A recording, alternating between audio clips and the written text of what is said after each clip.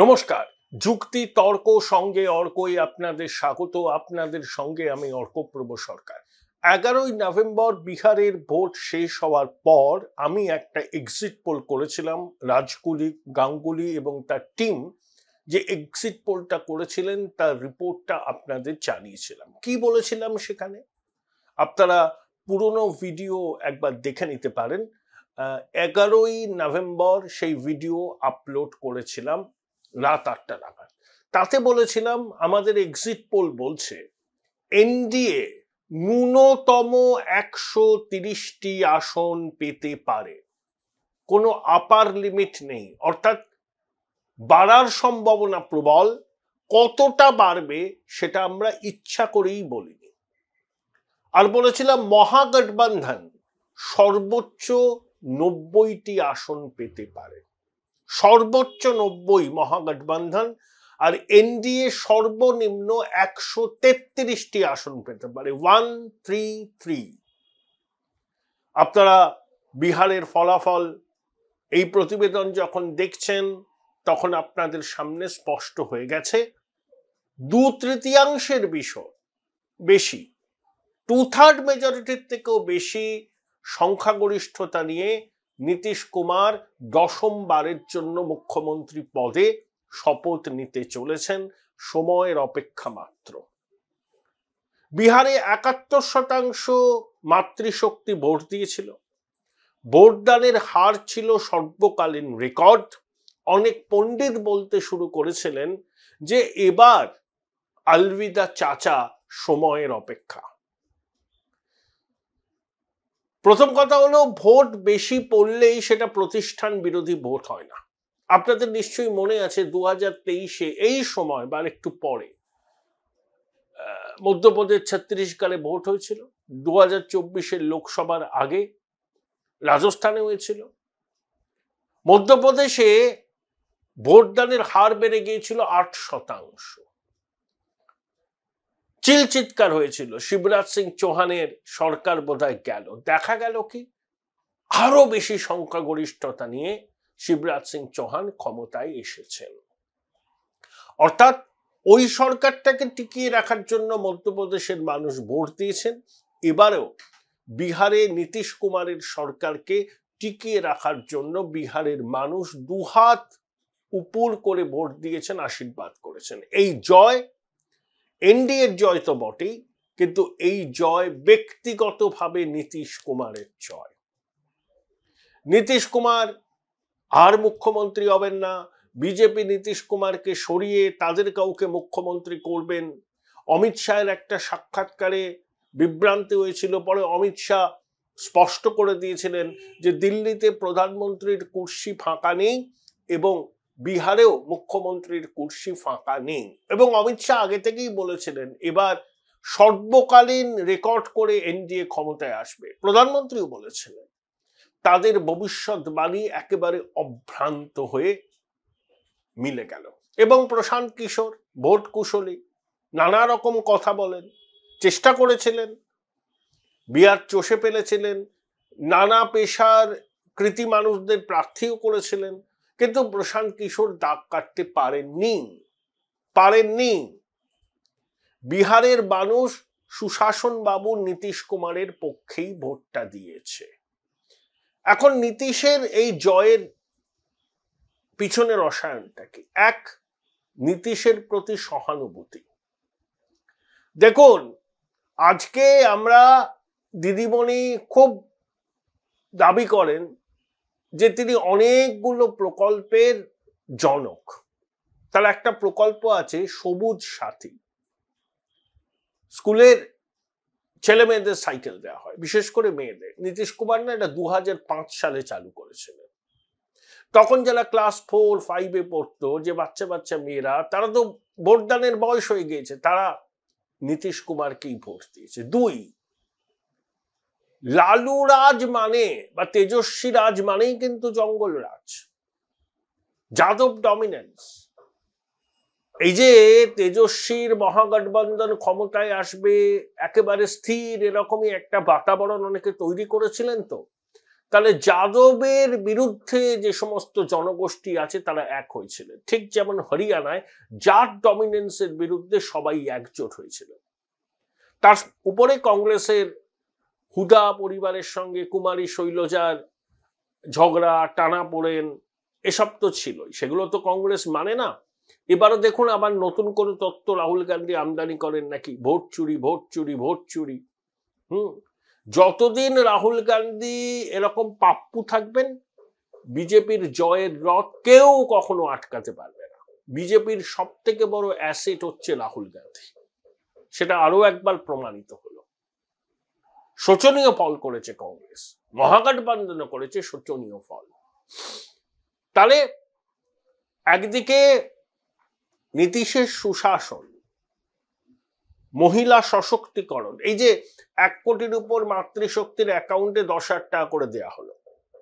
কি বলা হয়েছিল যে আপনারা যদি কোনো ছোট উদ্যোগ করতে চান পরিকল্পনা দিন, 2 লক্ষ টাকা করে পাবেন, কিন্তু এই 10,000 টাকা আপনাদের ফেরত দিতে হবে না যদি আপনারা কিছু নাও করেন। এটা ম্যাজিকের মতো কাজ করেছে। তারপর জেডিইউ আঞ্চলিক দল, কোনো সন্দেহ নেই নীতিশ কুমারই সেই দলে শেষ কথা বলেন, এখনো বলেন, যদিও দলের উপর হয়তো তার আগে যা নিয়ন্ত্রণ ছিল, যদিও নীতিশ কুমারের আগে দলের উপর যা নিয়ন্ত্রণ ছিল সেই নিয়ন্ত্রণ হয়তো এখন নেই। নীতিশের উত্তরসূরি কে হবেন তা নিয়েও নানা প্রশ্ন আছে, কিন্তু একটা জিনিস স্পষ্ট, জেডিইউ আঞ্চলিক দল হতে পারে, জেডিইউ তৃণমূল নয়, বা জেডিইউ আপনার ডিএমকে নয়, আপনার ঝাড়খণ্ড মুক্তি মোর্চা নয়। নিশীথ কুমারের এক ছেলে আছেন, সে বিআইটি মেসরা থেকে ইঞ্জিনিয়ারিং পড়েছেন, তার নাম নিশান্ত, সে রাজনীতির ত্রিসীমানায় আসেন না।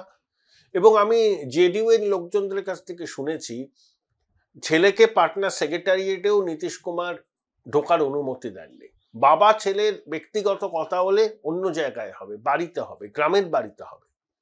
সেক্রেটারিয়েটে নীতিশ পুত্র ঢুকে ছুরি ঘুরিয়েছেন, কেউ সেটা বলতে পারবে না। এবং নীতিশ কুমারের বিরুদ্ধে কোনো ফিনান্সিয়াল করাপশনের কোনো অভিযোগ নেই।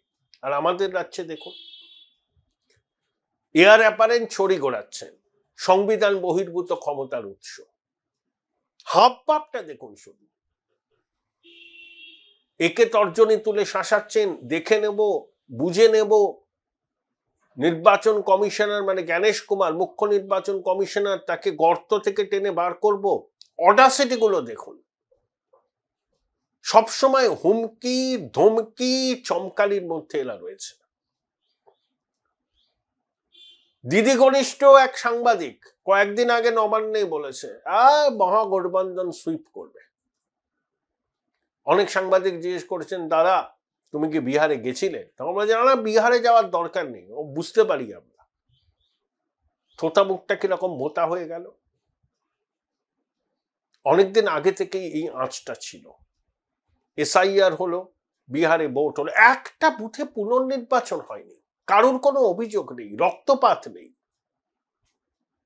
শিখতে হয় আমাদের শেখা উচিত, বিহারকে দেখে শেখা উচিত।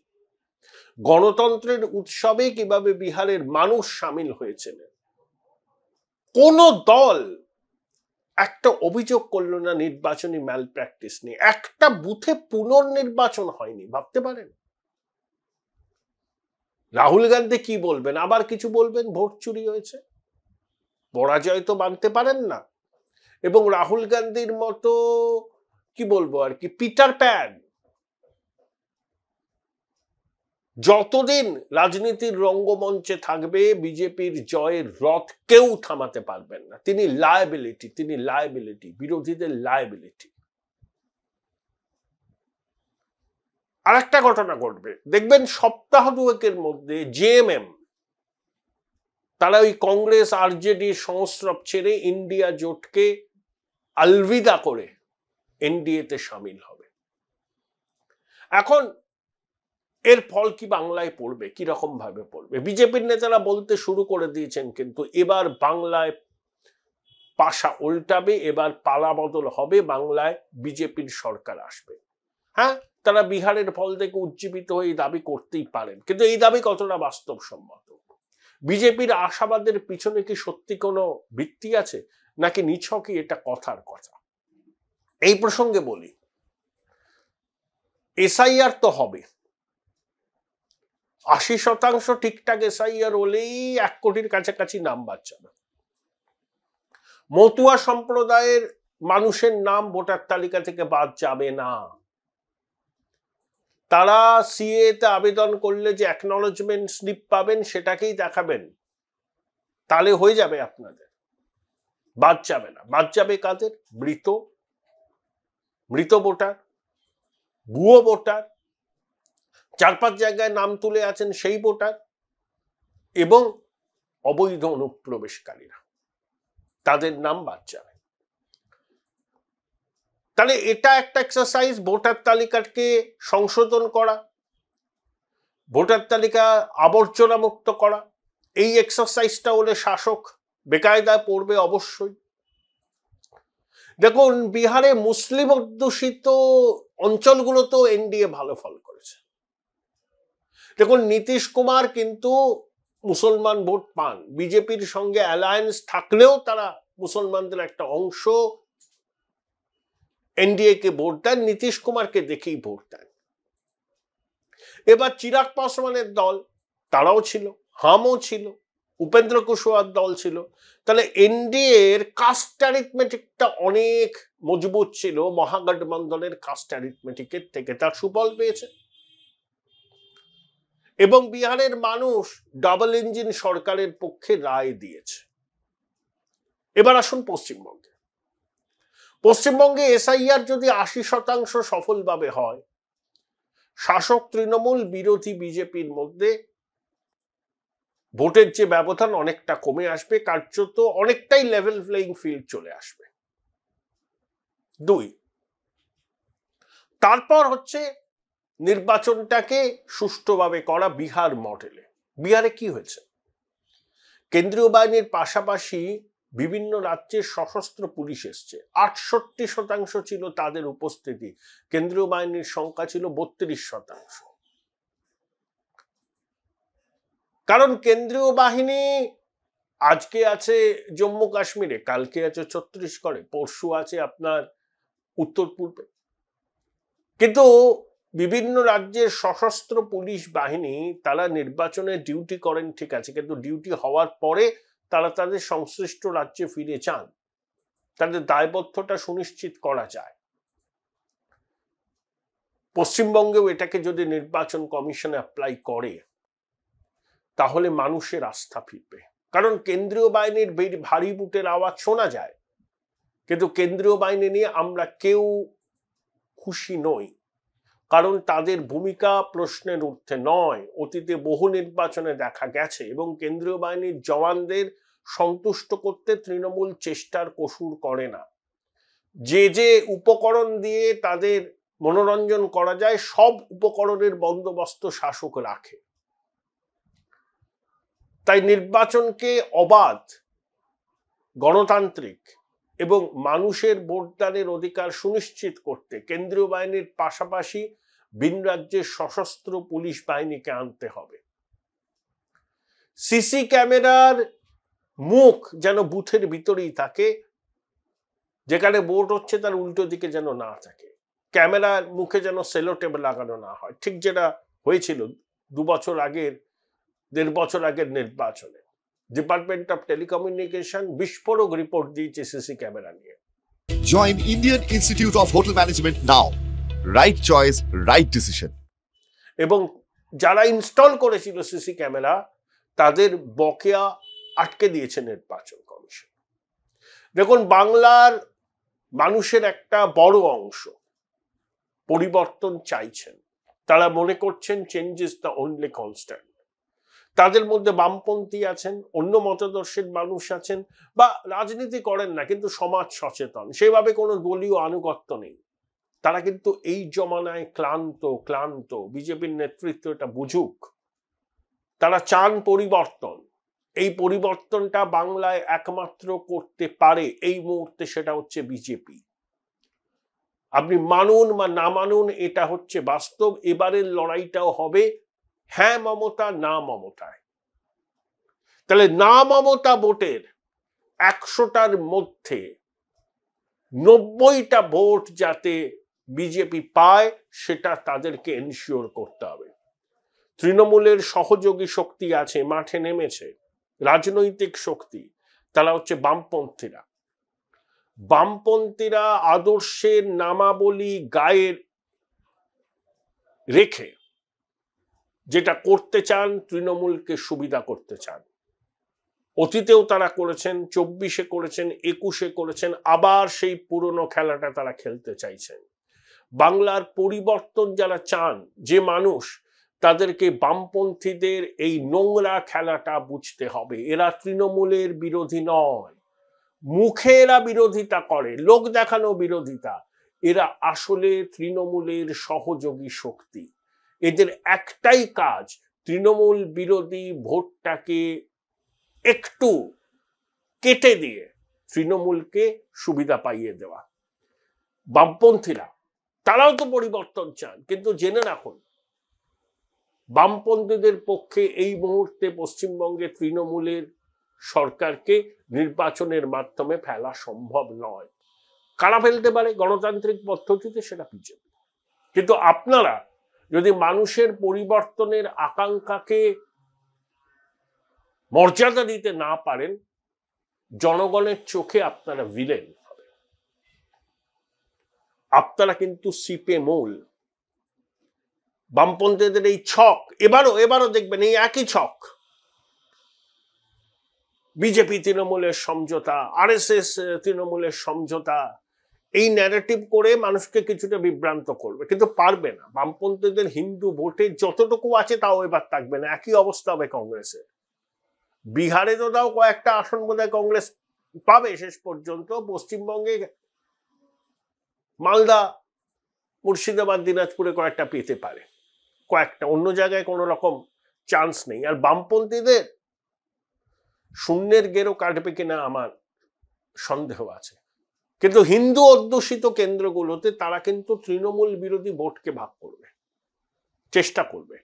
যারা পরিবর্তন চান তাদেরকে এটা বুঝতে হবে। বিহার কিন্তু পথ দেখিয়েছে। কাস্ট অ্যারিথমেটিক এমন ভাবে করা হয়েছিল এবং নীতিশ কুমারের পার্সোনাল ইমেজকে পুঁজি করে মাইক্রো লেভেলের ম্যানেজমেন্ট, সেটা বিজেপি, জেডিইউ সবাই করেছিল, তার সুফল পেয়েছে।